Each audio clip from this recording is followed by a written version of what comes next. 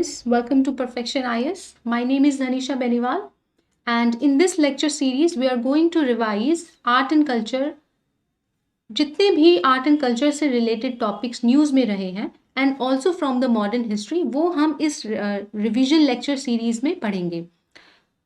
तो सबसे पहले जो हम पढ़ने जा रहे हैं वो है पर्सनालिटी इन न्यूज़, यानी कि जितने भी मॉडर्न हिस्ट्री या फिर एंशियंट टाइम से रिलेटेड जो भी एक प्रोमिनेंट पर्सनालिटीज न्यूज़ में रहे हैं, तो उनसे रिलेटेड हम क्वेश्चन हम पढ़ेंगे, ताकि यूपीएससी में इन केस अगर डायरेक्टली इनडायरेक्टली कोई भी क्वेश्चन आता है तो आप उसे टैकल कर सके। तो सबसे पहले जो हम पढ़ने जा रहे हैं वो है अलूरी सीतारामन राजू। ये न्यूज़ में इसलिए रहे क्योंकि प्राइम मिनिस्टर ने इनके 125th बर्थडे सेलिब्रेशन के लिए आंध्र प्रदेश के भीमावरम में एक सेलिब्रेशन जो है वो स्टार्ट किया। सो अलूरी सीतारामन राजू जो है, उनका जो जन्म है वो 4 जुलाई 1897 को हुआ, और ये अपने सिग्निफिकेंट कंट्रीब्यूशन के लिए जाने जाते हैं इन द बैटल अगेंस्ट ब्रिटिशर्स, खास करके जो ईस्टर्न घाट का एरिया है वहां पर। ईस्टर्न घाट के एरिया में जो विलेजर्स हैं वो इन्हें मान्यम वीरुडू यानी कि हीरो ऑफ द जंगल्स के उस पर रेफर करते थे। 1922 में जो रंपा अपराइजिंग हुई उसके रिबेल लीडर भी थे अलूरी सीतारामन राजू, और इसी दौरान जो है इंडिया में नॉन कोऑपरेशन मूवमेंट चल रहा था 1920 से शुरू होकर के, और उससे जब तक कि गांधी जी ने चौरा चौरी इंसिडेंट के बाद नॉन कोऑपरेशन मूवमेंट को विड्रॉ नहीं किया था, तो तब तक उस समय तक नॉन कोऑपरेशन मूवमेंट चल रहा था, और उसी समय रंपा अपराइजिंग भी शुरू हुई। सो एट द एज ऑफ 27 जो है अलूरी सीतारामन राजू की जो है डेथ हो गई थी, and this was in the year 1924, जब वह ब्रिटिशर्स से अपने कंट्री के फ्रीडम के लिए लड़ रहे थे।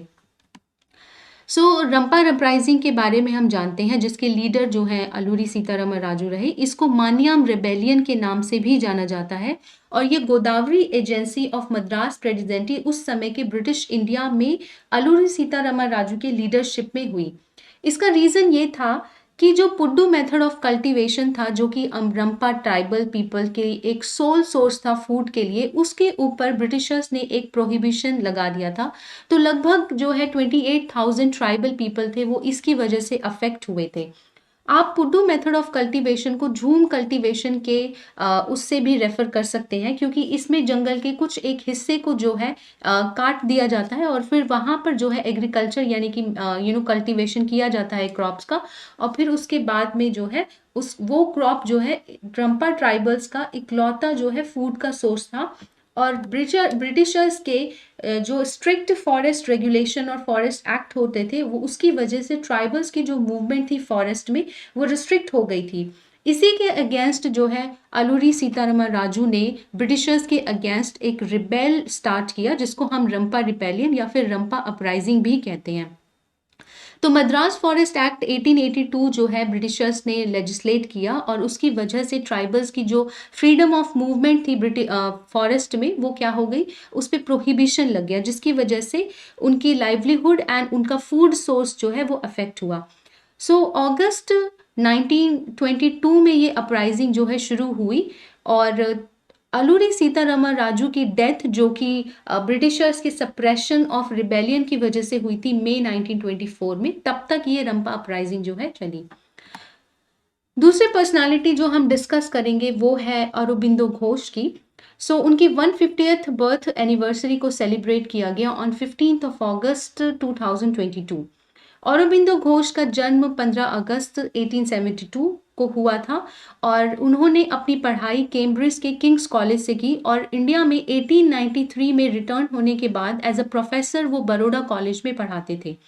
ब्रिटिशर्स के अगेंस्ट हुए जितने भी कोवर्ट प्लानिंग और इंसरेक्शंस थे, उन सभी में अरबिंदो घोष जी का पार्टिसिपेशन रहा, और उनका जो सिग्निफिकेंट कंट्रीब्यूशन है और एक प्रोमिनेंट नाम जो है वो अलीपुर बॉम्ब केस कॉन्स्पिरेसी से भी जुड़ा हुआ है, जो कि 1908 में मुजफ्फरपुर के जो मैजिस्ट्रेट थे डगलस किंग्सफोर्ड, उनके मर्डर से रिलेटेड है।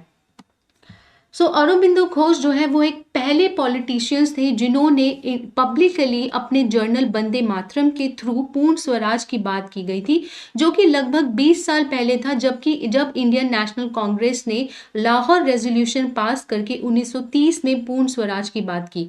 यानी कि इससे पहले जब इंडियन नेशनल कांग्रेस पूर्ण स्वराज की बात करती तो अपने जर्नल वंदे मातरम में अरबिंदो घोष ने पूर्ण स्वराज की यानी कि total independence of the nation की जो है बात की थी।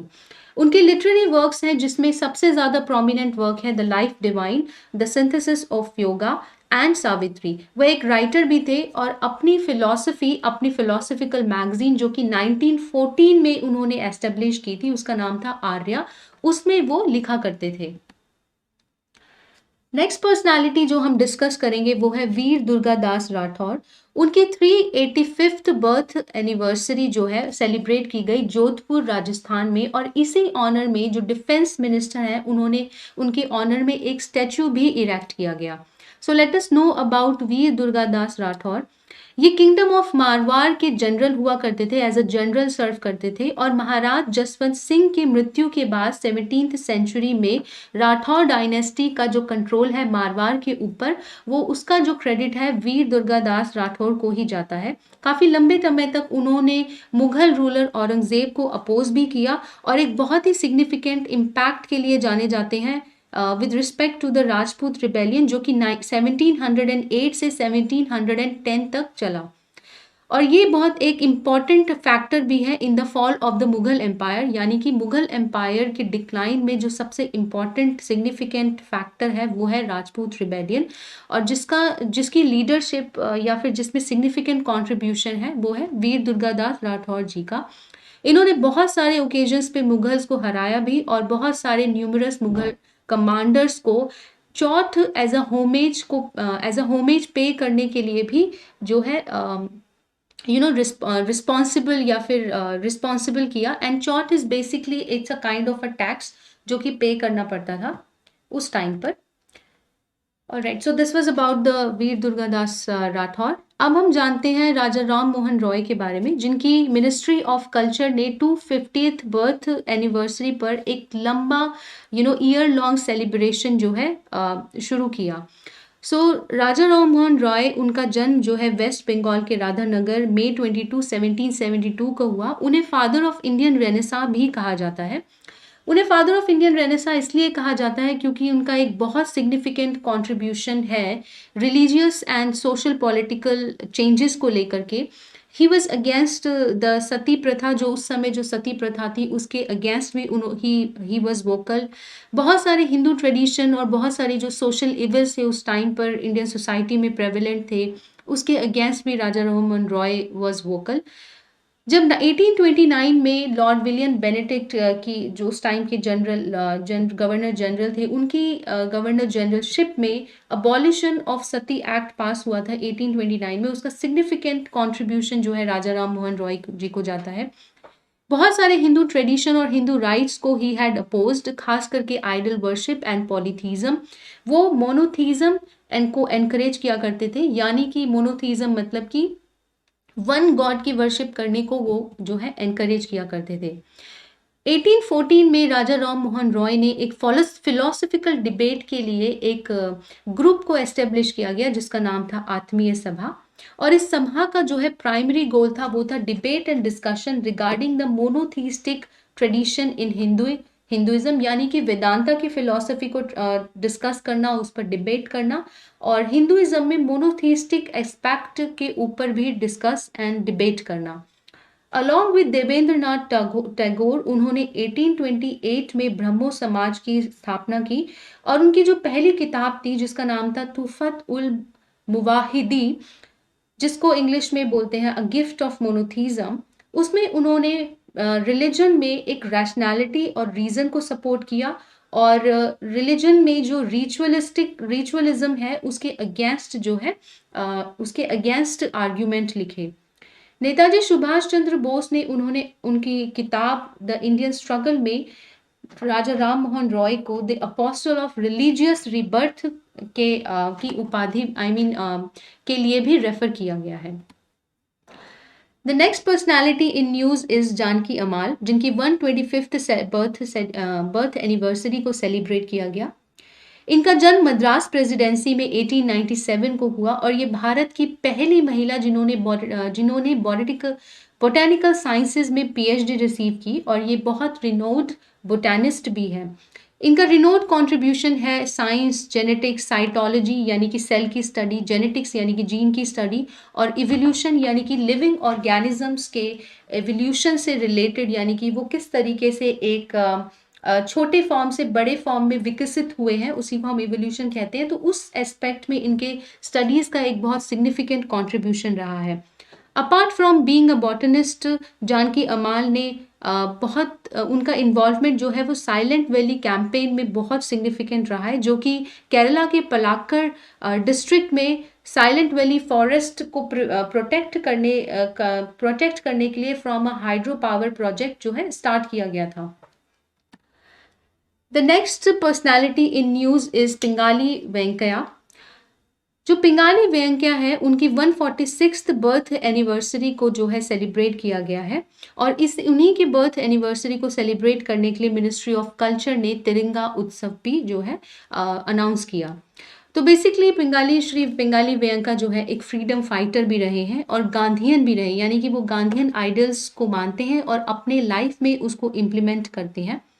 इन्हें इंडियन नेशनल फ्लैग को क्रिएट करने का जो है क्रेडिट जाता है।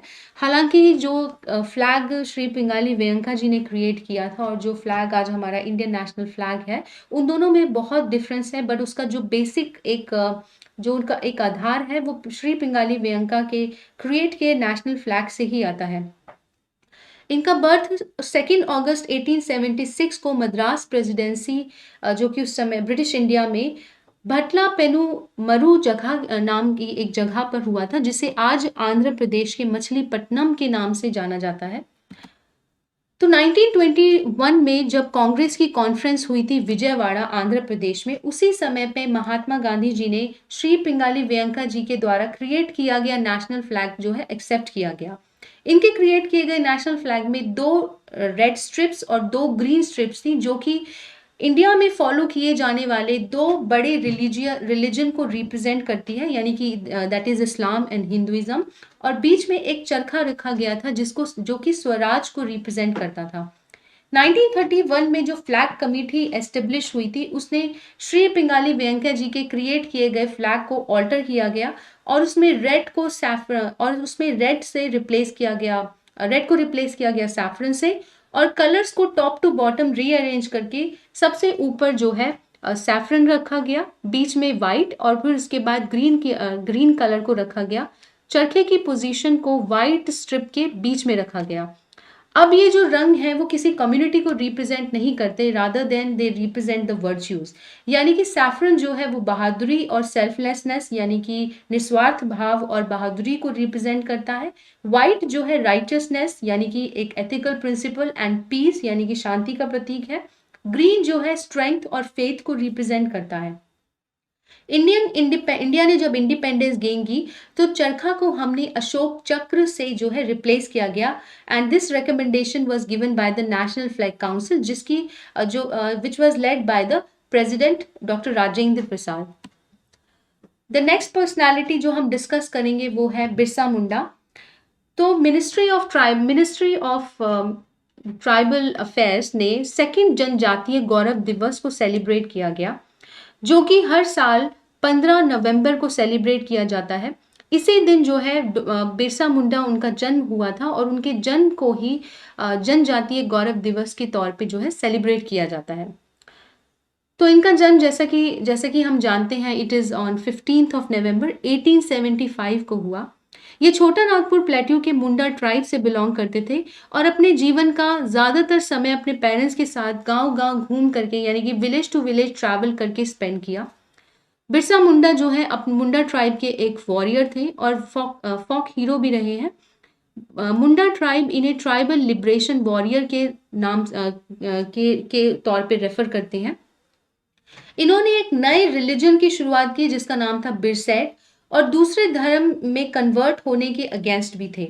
इन्हें धरती अब्बा यानी कि the father of the earth के से भी जो है रेफर किया जाता है by the Munda tribe. Birsa Munda के जो है उन्होंने एक द ग्रेट टुमुल्ट या फिर जिसको उलूघन मूवमेंट भी कहते हैं यानी कि मुंडा रिबेल जो है, जो कि लोकल गवर्नमेंट के एक्सप्लॉयटेशन और ट्राइबल पीपल के अगेंस्ट जो प्रिजुडाइसेस थे उसके अगेंस्ट एक जो मूवमेंट शुरू हुई थी जिसको बोलते थे द ग्रेट टुमल्ट, वो शुरू की गई। डिस्पाइट द मूवमेंट्स फेलियर, हालांकि जो है मूवमेंट फेल हो गया था, but still as a result of the Munda rebellion Chhota Nagpur Tennessee act जो है पास किया गया।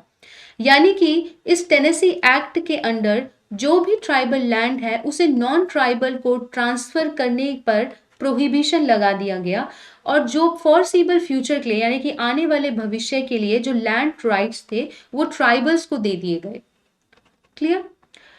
After, Birsa Munda ji, he was captured by Britishers on 3rd of March 1900.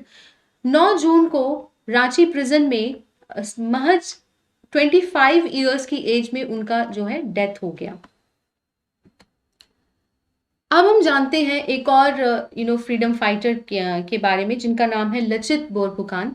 New Delhi में 3 days लॉन्ग सेलिब्रेशन जो है हुआ होम जनरल लचित बोरफुकान के 100th बर्थ एनिवर्सरी पे, and this was to educate the people about the Lachit Borphukan's bravery and उनके military prowess and also his contribution in the modern history. 17th century के Ahom army के commander हैं और इनका जो बर्थ है वो 24 नवंबर 1622 को हुआ। इन्हों को administrative and judicial and military duties grant की गई थी आफ्टर किंग छरध्वज सिंघा ने उनको सेलेक्ट किया गया and he was one of the 5 Borphukans of the Ahom kingdom. यानी कि यहाँ पर जो लचित बोरफुकान है, ये जो बोरफुकान होता है ये एक तरीके का आप टाइटल इसको कह सकते हैं। And he had played a significant contribution in repelling the Mughals and also his contribution in winning the Battle of Saraighat in 1671, जो कि Brahmaputra river bank close to Guwahati पर जो है मुगल्स के साथ अहोम किंगडम की बैटल थी। क्लियर? थोड़ा हम अहोम किंगडम के बारे में जान लेते हैं। अहोम किंगडम ने बेसिकली असम को 600 साल तक यानी कि 600 लॉन्ग ईयर्स तक रूल किया, स्टार्टिंग फ्रॉम 1228 टू 1826, जब फाइनली मुगल्स ने असम को ब्रिटिशर्स ने असम को कैप्चर कर लिया था। So it was in 1826 Britishers ने असम को कैप्चर किया। जब तक ब्रिटिशर्स ने असम को कैप्चर किया तब तक जो है अहोम किंगडम रहा। So from the reigns of Jahangir to Aurangzeb, the Ahoms and the Mughals ने उन दोनों के बीच में बहुत सारी बैटल्स हुई हैं। 1615 से बिटवीन 1615 टू 1682। ज्यादातर में अहोम्स जो हैं वो विक्टोरियस रहे हैं, यानी कि ज्यादातर लड़ाई जो मुगल्स के साथ अहोम किंगडम की हुई उसमें अहोम्स जो हैं ज्यादातर लड़ाई उन्होंने जीती है। और इनमें सबसे ज्यादा इंपॉर्टेंट जो बैटल है वो है बैटल ऑफ सरायघाट, जो कि एक फाइनल सिग्निफिकेंट अटेम्प्ट था मुगल्स का अपने एम्पायर को एक्सपैंड करके असम को भी अपने एम्पायर में शामिल करने का। And but finally the Mughal forces they were beaten by the Ahom army. The next personality that we are going to discuss is संत तुकाराम। तो संत तुकाराम की जो शिला मंदिर है उसको फाइनली प्राइम मिनिस्टर ने महाराष्ट्र के टेम्पल में जो है ओपन किया गया, जो कि देहू टाउन में है। सो भक्ति मूवमेंट इन महाराष्ट्र के एक बहुत रेवर्ड फिगर्स और मराठी पोएट के बेस्ट मराठी पोएट के तौर पे जाने जाते हैं संत तुकाराम। इन्हें तुकोबा या फिर तुकाराम बोल्हाबा अंबिली के नाम से भी जाना जाता है। इनके सबसे इंपॉर्टेंट लिटरेरी वर्क्स हैं अभंग गाथा, तुकाराम गाथा एंड कीर्तन्स, जो कि बेसिकली एक स्पिरिचुअल हिम्स हैं और डेडिकेटेड है लॉर्ड विठोबा या फिर विट्ठल को। इनके ज्यादातर जो वर्क्स हैं लॉर्ड विट्ठल को डेडिकेटेड है। ये बहुत ही इनका जो सिग्निफिकेंट कंट्रीब्यूशन है जो कि और इम्पॉर्टेंट भी है महाराष्ट्रन के वरकारी सेक्ट का। वरकारी सेक्ट के बारे में हम सब्सिक्वेंट स्लाइड्स में जान लेंगे। छत्रपति शिवाजी जो है संत तुकाराम के बहुत बड़े एडमिरर भी रहे हैं एंड उन्होंने मराठास को जो है यूनाइट करने में और उनको स्ट्रेंथ को बढ़ाने में टू रेजिस्ट द मुगल्स एक बहुत इम्पॉर्टेंट जो है रोल प्ले किया। सो वर्कारी सेक्ट के बारे में हम जाते हैं। बेसिकली वर्कारी जो है एक वो व्यक्ति या फिर वर्कारी सेक्ट वो ग्रुप ऑफ पीपल होता है जो कि लॉर्ड विठोबा या फिर विट्ठल टेम्पल जो कि महाराष्ट्र के पंढरपुर टाउन में है, सिचुएटेड है वेस्टर्न इंडिया में, उसमें पिलग्रिमेज यानी कि तीर्थ यात्रा करते हैं। तो वर्कारी सेक्ट बेसिकली वो लोग होते हैं जो लॉर्ड विठोबा को डिवोटेड होते हैं, यानी कि डिवोटी ऑफ लॉर्ड विठोबा या फिर लॉर्ड विठल, उनको वर्कारीज कहते हैं और वर्कारी सेक्ट उन्हीं लोगों से मिलकर बनता है। Now let us know about another personality in news which is Rakshan and Taj Bibi. So basically Uttar Pradesh government के जो टूरिज्म डिपार्टमेंट है उसने एक टूरिस्ट कॉम्प्लेक्स रेनोवेट करने की जो है स्टार्टिंग की है of the tombs of Rakshan and Taj Bibi. So इसी वजह से ये दो पर्सन जो है न्यूज़ में है। And let's know about Rakshan. इनका जो असली नाम है वो है सैयद इब्राहिम खान और ये एक मुस्लिम सूफी पोएट हुआ करते थे जो कि यूपी के शायद अमरोहा या फिर हरदोई जिले से बिलोंग करते थे। 16th सेंचुरी में ये एक सूफी पोएट थे from the state of Uttar Pradesh. इनका एक हिंदी पेन नेम था। पेन नेम मतलब ये वो नाम होता है जिससे ज्यादातर राइटर्स जो है अपनी राइटिंग्स लिखते हैं और इनका पेन नेम था रक्षन क्योंकि इनका असली नाम था सैयद इब्राहिम खान। इन्होंने लॉर्ड कृष्णा के फेथ में जो है कन्वर्ट हो गए थे और वृंदावन में ये रहा करते थे। बहुत सारी पोइट्री लिखी गई है इनके द्वारा, जिसमें सबसे इंपॉर्टेंट है दोहा, पदावली एंड सवैया स्टाइल्स। जो नेक्स्ट पर्सनालिटी है वो है ताज बीबी की। इनको मुगल मीराबाई के नाम से भी रेफर किया जाता है। एक मुस्लिम एरिस्टोक्रेट पदना खान उनकी डॉटर थी ये। मुगल्स ने इन्हें गोकुल रीजन को गार्ड करने के लिए चूज किया था और लेटर जो है मुगल एम्परर अकबर से इनकी शादी हो गई थी। इन्होंने बहुत सारी पोइट्रीज को कंपोज किया है मुगल एरा के टाइम पे।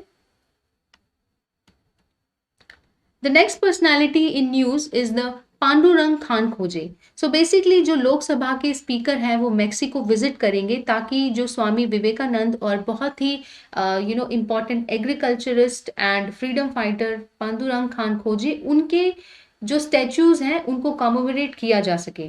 So let's know about Pandurang Khan खोजे जिनका जन्म महाराष्ट्र में 1883 में हुआ था। सो बेसिकली एक इंडियन रेवोल्यूशनरी थे, एक एजुकेटर थे एंड एग्रीकल्चरल साइंटिस्ट थे जो कि 1884 टू 1961 तक उनका जो है लाइफ टेन्योर है। गदर पार्टी के फाउंडर थे। गदर पार्टी हम जानते हैं कि सैन फ्रांसिस्को में 1914 में वून इंडियंस के द्वारा एस्टेब्लिश की गई थी जो कि पंजाब से बाहर जाकर के रहने लगे जैसे कि कनाडा एंड यूएस। एंड इनका ऑब्जेक्टिव ये था ताकि हम इंडिया के इंटरेस्ट को बाहर प्रोपोगेट कर सकें एंड बाहर रह करके ब्रिटिशर्स के अगेंस्ट एक अपराइजिंग कर सकें। सो खान खोजे जो है मैक्सिकन रेवोल्यूशन जो कि 1910 में हुआ उससे बहुत ज़्यादा इंस्पायर थे and this revolution was basically to overthrow the autocratic government in Mexico. So Khankhoje India में बेसिकली ही हैड प्रिपेयर्ड ताकि वो मिलिटेंट एक्शन में, क्योंकि हम जानते हैं कि 1900 ऑनवर्ड्स जो है इंडिया में मिलिटेंसी एक मिलिटेंसी ट्रेंड जो है शुरू हो गया था। तो उसी टाइम पे गदर पार्टी भी फॉर्म हुई थी और बहुत सारे मिलिटेंट नेशनलिस्ट कह सकते हैं that was in the trend, यानी कि एक्सट्रीमिस्ट ट्रेंड में आने लगे थे। तो इसीलिए मिलिटेंट एक्शन में पार्टिसिपेट करने के लिए इंडियन वर्कर्स के साथ जो है खान खोजे जो है इंडिया आने के लिए प्रिपेयर थे। बट वी नो कि उस समय जो है फर्स्ट वर्ल्ड वॉर जो है स्टार्ट हो चुकी थी, इस वजह से उनका ये जो प्लान है वो सक्सेसफुल नहीं हो पाया। Now let us know about the Pasumpon Muthuramalinga Thevar. So 30 अक्टूबर को जो प्राइम मिनिस्टर है, हमारे जो प्राइम मिनिस्टर है, उन्होंने ट्रिब्यूट पे किया to the liberation fighter Pasumpon Muthuramalinga Thevar को। बेसिकली पसुमपोन जो है तमिलनाडु के रमनाथमपुरम डिस्ट्रिक्ट में 30 अक्टूबर 1908 में उनका जो है बर्थ हुआ। He was revered as a deity. Basically जो मुकुलाथोर कम्युनिटी है वो उन्हें एज अ डेइटी के तौर पे जो है रेवर करती है। एक स्पिरिचुअल लीडर भी रहे हैं और एक फ्रीडम फाइटर भी रहे हैं। डेइटी यानी कि एज अ भगवान के रूप में जो है मानती है। कौन सी कम्युनिटी? मुकुल्लाथोर कम्युनिटी। क्योंकि ऑर्थोडॉक्स हिंदुइज्म जो है वो वर्णाश्रम को जो है मानता था, यानी कि जो चतुर्वर्ण सिस्टम है, जो वर्णाश्रम सिस्टम है, जिसकी वजह से इंडियन सोसाइटी क्या है, डिफरेंट डिफरेंट कास्ट में डिवाइडेड है। तो इन्होंने क्या किया, एक इस ऑर्थोडॉक्स हिंदू बिलीफ को जो है इसके अगेंस्ट ही स्टूड, एंड बहुत सारे जो सिंस हैं हिंदू फेथ में उसके अगेंस्ट भी अपने बैटल के लिए इनको जो है जाना जाता है। He was only 19 years old जब इन्होंने कांग्रेस पार्टी को as a full time participant join किया और मद्रास के कांग्रेस सेशन में वॉलंटियर भी किया, जो कि 1927 में which was conducted in the year 1927। All India forward block के नेशनल जो वाइस चेयरमैन थे वो भी पसुम पोन मुथुरामलिंगन थेवर रह चुके थे, एंड सुभाष चंद्र बोस जी के साथ जो है वर्क करते थे। Now let us know about the Afzal Khan. So basically 17th century के टाइम के समय का जो एक मौसोलियम है अफजल खान का, महाराष्ट्र गवर्नमेंट के द्वारा उसको क्या किया गया है, डिमोलिश किया गया है। And not the mausoleum but the encroachment, जो भी उसके आसपास एनक्रोचमेंट है उसको महाराष्ट्र गवर्नमेंट ने जो है उस मौसोलियम के आसपास के एनक्रोचमेंट को डिमोलिश किया गया, इसीलिए जो अफजल खान है वो न्यूज़ में है। सो लेट अस नो अबाउट कि अफजल खान है कौन। सो बेसिकली आदिल शाही फैमिली में जो है इनका जन्म हुआ, जो कि बीजापुर सल्तनत यानी कि इन सितारा जो है महाराष्ट्र उसको रूल किया करते थे। So he was commander basically, and Nayaka ruler से फाइट करके इन्होंने विजयनगरा का जो मेजर रीजन था उसको भी कंट्रोल कर लिया था, and he was also a की प्लेयर इन द सल्तनत सदर्न एक्सपेंशन, यानी कि सल्तनत के साउथ के एक्सपेंशन में जो है एक बहुत important the key role he played. So in the battle of Pratapgarh Chhatrapati Shivaji ने जो है इनको हराया, जो कि नवंबर 1659 में थी, एंड ना केवल हराया but also he was killed by Chhatrapati Shivaji. So जो एट प्रतापगढ़ जो है शिवाजी लेटर जो है उनका एक टूम जो है उन्होंने कंस्ट्रक्ट करवाया था, एक टावर बनवाया था इनके ऑनर में, जिसको आज भी अफजुल बुरुज के नाम से जो है महाराष्ट्र में खास करके प्रतापगढ़ के एरिया में जो है जाना जाता है। Now let us move on to the next personality, which is Anubhav Sathe. So basically जो डेप्यूटी चीफ मिनिस्टर है महाराष्ट्र के देवेंद्र फडणवीस, उन्होंने रिसेंटली एक स्टैचू जो है प्रेजेंट किया टू द बालादीर लोक शाहिर अनुभवी साथे का at Moscow's all Russia state library for foreign literature. ठीक है, सो इसी वजह से जो अनुभवी साथे हैं वो न्यूज़ में है। सो बेसिकली इनका जो नाम है वो है तुकाराम भावराव साथे। एक दलित फैमिली महाराष्ट्र में इनका जन्म हुआ था 1920 में, और इसके बाद से ही जो है इन्हें अनाबाई साथे यानी कि अनुभव साथे के नाम से जो है जाना जाता है। ये एक राइटर है, एक फोक पोएट है, एंड ऑल्सो एक सोशल रिफॉर्मर भी है। इन्होंने दलित युवा संघ और लाल भावता कला पठक जो है 2 ऑर्गेनाइजेशंस जो है फॉर्म की गई थी। वर्कर्स के राइट के लिए ये फाइट किया करते थे, and also he had fight against the caste abuses, and he stood for the causes of the peasants, यानी कि जो peasants यानी कि जो farmers होते हैं, जो किसान होते हैं, जो peasants होते हैं, उनके cause के लिए भी he stood, workers के right के लिए he stood, and also जितने भी caste abuses हुआ करते थे जैसे untouchability है और भी बहुत सारे if social evils है related with the caste, उन सभी के against जो है इनकी फाइट रहती थी। इनके लिटरेरी वर्क्स में सबसे जो प्रोमिनेंट लिटरेरी वर्क्स हैं वो है स्टालिन ग्रांडशा पावड़ा एंड माझी मैना गवार राहिली, ट्रैवलॉग माझा रुश्चई प्रवास यानी कि माई ट्रैवल टू रशिया, एक दलित नॉवल है मराठी फकीरा जो कि 1959 में पब्लिश हुई थी, and these are some of the best known works by him.